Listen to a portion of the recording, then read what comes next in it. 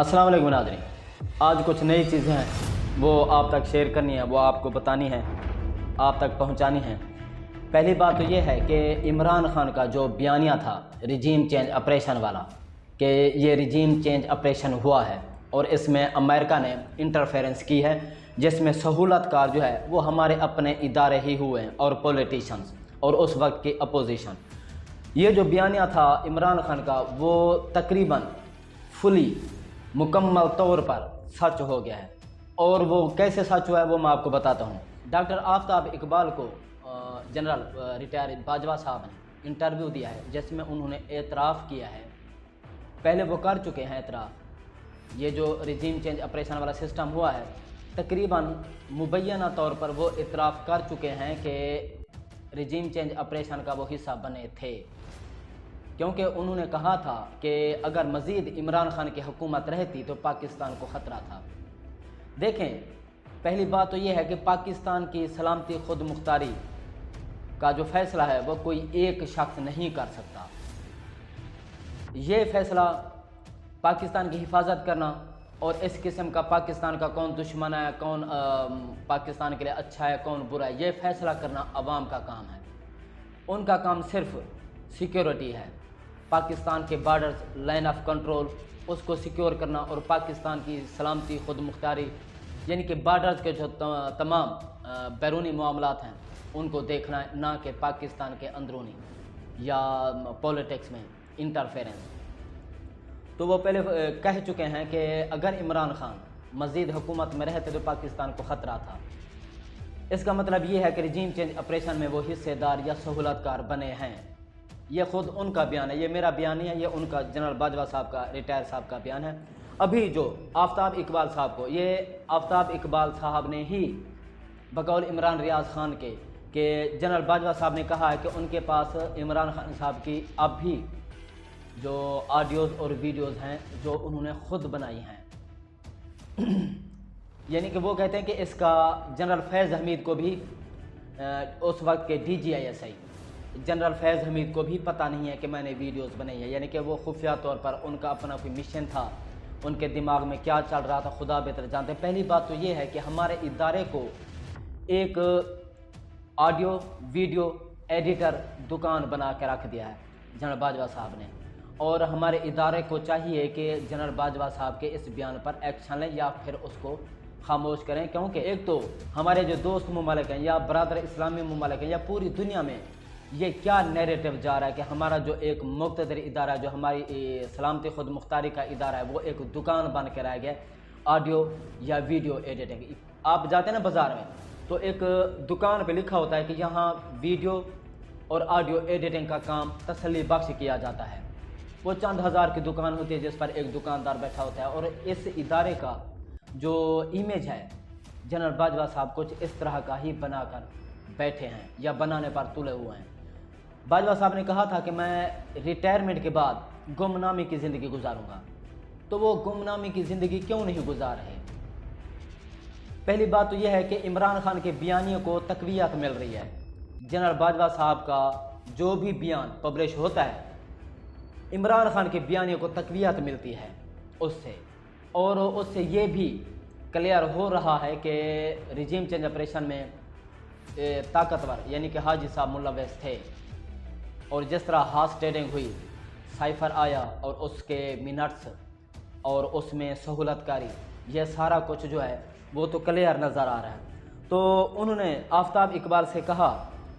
कि ऑडियोज़ और वीडियोज़ मेरे पास अब भी मौजूद हैं, मुझे गुस्सा ना दिलाया जाए वरना मैं वो वायरल कर दूंगा या पब्लिश कर दूंगा, या इस तरह की कोई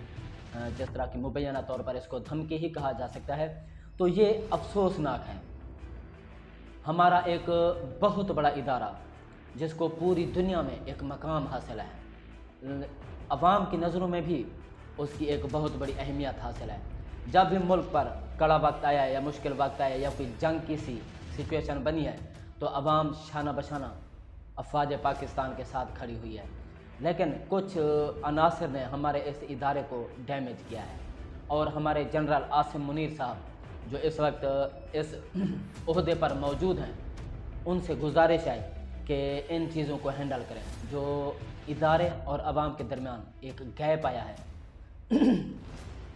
کچھ خاص لوگوں کی وجہ سے، تو اس جو گیپ ہے اس کو ختم کریں۔ ہمارا جو ادارہ ہے DGISPR، یہ مفاد عامہ کا ادارہ ہے، ان کو چاہیے اس معاملے پر کام کریں۔ اور جنرل باجوہ صاحب دیکھیں، پھر تو یہ جرم ہی ہوا نا، اگر آپ اس وقت کے قائم مقام یا سٹنگ پرائم منسٹر ہیں، اس کی آپ بغیر اجازت آڈیو آپ ریکارڈ کرتے ہیں یا ویڈیو ریکارڈ کرتے ہیں، یہ تو پہلی بات تو یہ کہ اخلاقی طور پر بھی اور دوسرا قانونی طور پر بھی یہ جرم ہے، آپ نہیں کر سکتے۔ اور پوری دنیا میں یہ کیا میسج جائے گا کہ اس وقت کا چیف منسٹر، اس وقت کا جو جنرل ہے، اس نے اپنے سٹنگ پرائم منسٹر کی آڈیوز یا ویڈیوز جو ہے نا ریکارڈنگ کی ہیں، پوری دنیا میں کیا میسج جائے گا؟ تو یہ باتیں ہیں جو درست کرنے کی ہیں اور ٹھیک کرنے کی ہیں، اور عوام بھی کہیں نہیں جا رہی، عوام بھی ہمارے اس ادارے کے ساتھ ہی ہے۔ لیکن ہونا یہ چاہیے تھا کہ باجوہ جو ڈاکٹرین ہے یا باجوہ پالیسی ہے، اس کو پس پشت ڈال دینا چاہیے۔ اس کی وجہ سے نا عوام میں تھوڑا بہت غصہ ہے، اپنے اداروں سے ناراض ہے، تو ان چیزوں پر غور کرنے کی ضرورت ہے۔ اور اس کا باجوہ صاحب کے اعتراف کا یہ نقصان بھی ہوگا کہ ہمارے جو موجودہ آرمی چیف ہوں گے،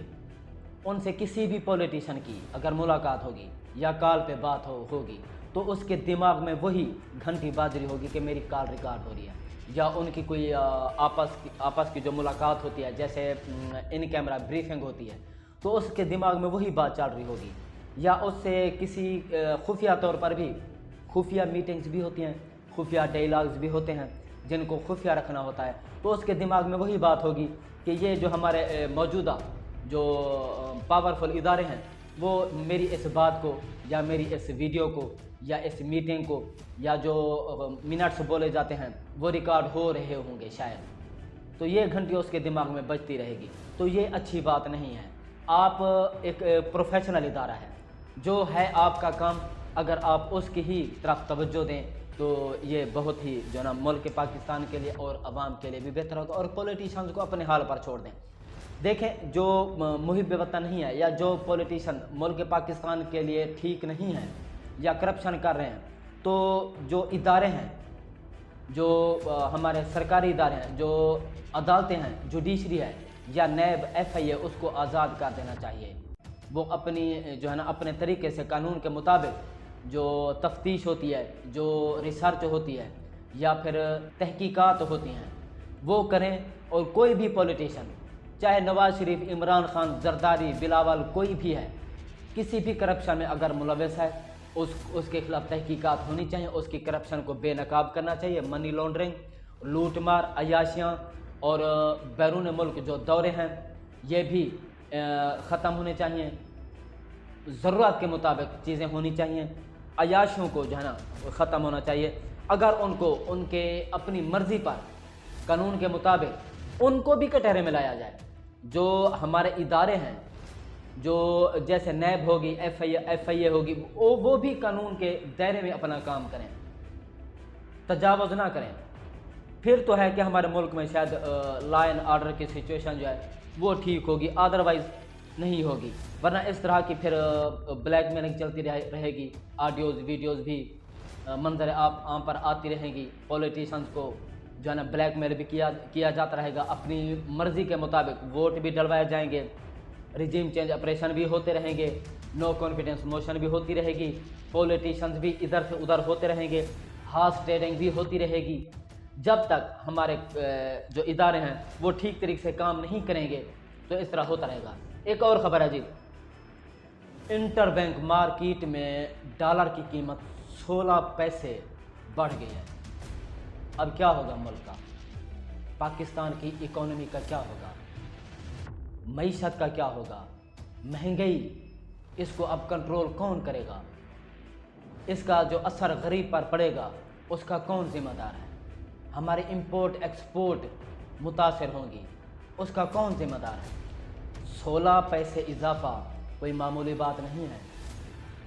عام آدمی پر اس کا برا ایفیکٹ پڑے گا۔ اب یہ اس کو کنٹرول کون کرے گا، ہمارا ملک دیوالیہ ہو جائے گا، یہ عمران خان دور کی بات میں کر رہا ہوں۔ عمران خان دور میں جب اضافہ ہوتا تھا ڈالر کے ریٹ میں تو 1 روپیہ 75 پیسے، 16 پیسے، 20 پیسے یا نہایت 2 روپے۔ تب میڈیا کے جو اینالسٹ ہیں، کرائم رپورٹر، تجزیہ کار، وہ مائک لے کر دکان دکان پہ جاتے تھے اور یہ میڈیا پر شو کراتے تھے کہ عوام کی چیخیں نکل گئی ہیں، ڈالر 16 پیسے مہنگا ہوا ہے، 20 پیسے مہنگا ہوا ہے، عوام رو رہی ہے، مہنگائی، انڈے کا ریٹ کنو کتنے روپے درجن، انڈے کتنے روپے درجن، آلو کتنے روپے درجن، اس طرح کی جو رپورٹنگ ہوتی تھی اور عوام کو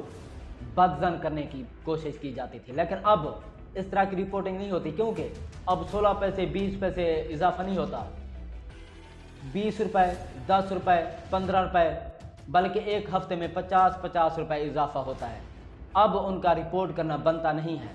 اگر پیسوں میں اضافہ ہوتا 10 پیسے 20 پیسے پھر رپورٹ کرنا بنتا تھا، لیکن اب رپورٹ کرنا نہیں بنتا۔ منی بجٹ اب پیش کیا جا رہا ہے جس میں مختلف قسم کے نئے ٹیکسز لگائے جائیں گے۔ جو جی ایس ٹی ہے اس میں مزید 1% اضافہ ہو رہا ہے، یعنی کہ ایک عام آدمی جب 100 روپے کی کوئی چیز خریدے گا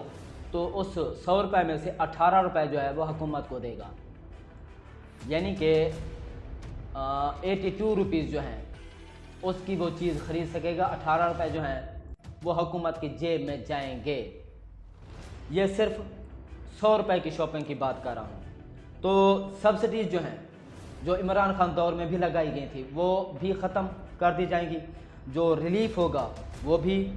چھوٹی موٹی چیزوں پر وہ بھی ختم ہو جائے گا۔ 170 ارب روپے کا جو ہے یہ منی بجٹ پیش کیا جائے گا اور اس میں عوام کی جو درگت بننے والی ہے وہ آپ سب دیکھیں گے۔ بلوچستان اسمبلی بھی تقریباً اس کے کافی سارے چانسز ہیں کہ وہ بھی ڈیزولو ہو جائے گی، کیونکہ وفاق ان کو پیسے نہیں دے رہا۔ اور کے پی کے اسمبلی، کے پی کے حکومت بھی جو ہے نا چیخ رہی تھی، اب تو ڈیزولو ہو گئی ہے۔ یہ پہلے کی میں بات کروں گا، ان کو بھی وفاق پیسے نہیں دے رہا تھا، تبھی یہ جو ہمارے جو پی ڈی ایم کارکنان ہیں جن کو المعروف پٹواری، یہ جو ہے نا چیختے تھے، چلاتے تھے کہ کے پی کے حکومت جو ہے وہ دیوالے ہو گئے۔ تو حکومت کا کام ہے، وفاق کا کام ہے وہ صوبوں کو جو ان کے حقوق ہیں وہ دے۔ اب بلوچستان اسمبلی وہ عمران خان کی تو نہیں ہے، وہ اب ڈیزولو ہوگی تقریباً، اس کے چانسز جو ہیں وہ کافی سارے ہیں۔ تو اس پر جو ہے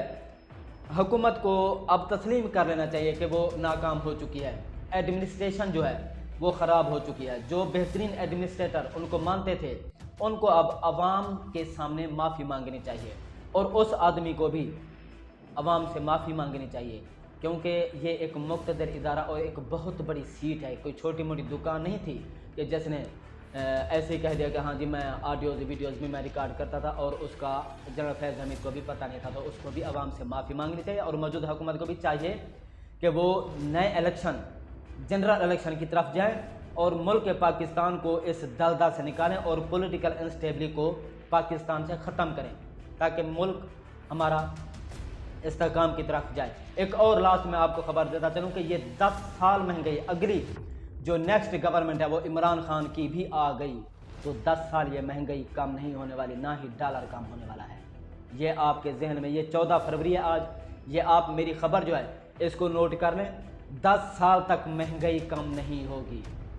ایک بار پھر بتا دوں کہ 10 سال تک پاکستان میں نہ ڈالر کا ریٹ کم ہوگا، نہ روپیہ مستحکم ہوگا، اور نہ ہی مہنگائی ختم ہوگی۔ تو ناظرین اب تک کے لیے اتنا ہی، مزید اگلے ویلاگ میں، تب تک اپنا اور اپنے چینل کا خیال رکھیے گا۔ اللہ حافظ۔